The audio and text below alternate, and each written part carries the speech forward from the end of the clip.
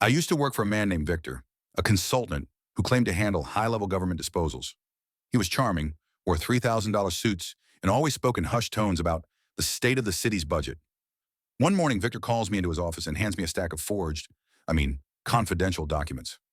He tells me the city is secretly planning to sell off a major landmark because the maintenance costs are bankrupting the local government.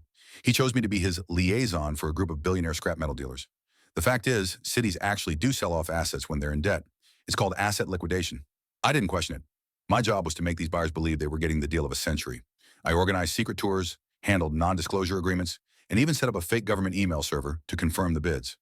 Victor taught me the first rule of social engineering. People don't see what's in front of them. They see what they want to see. We took the biggest buyer, a guy named Andre who was desperate to prove himself in the industry, to the landmark at 5 a.m. Victor told him the early hour was to avoid public outcry. Victor acted nervous, checking his watch, whispering about red tape. Here's the informative part. In a high-stakes scam, the confidence, isn't about the lie, it's about the vulnerability.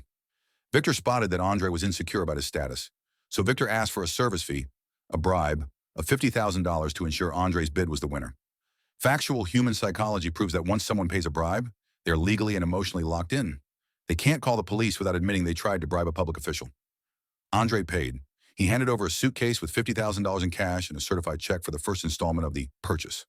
Victor told me to take the afternoon off and meet him at the Department of Records the next day. I showed up. Victor didn't.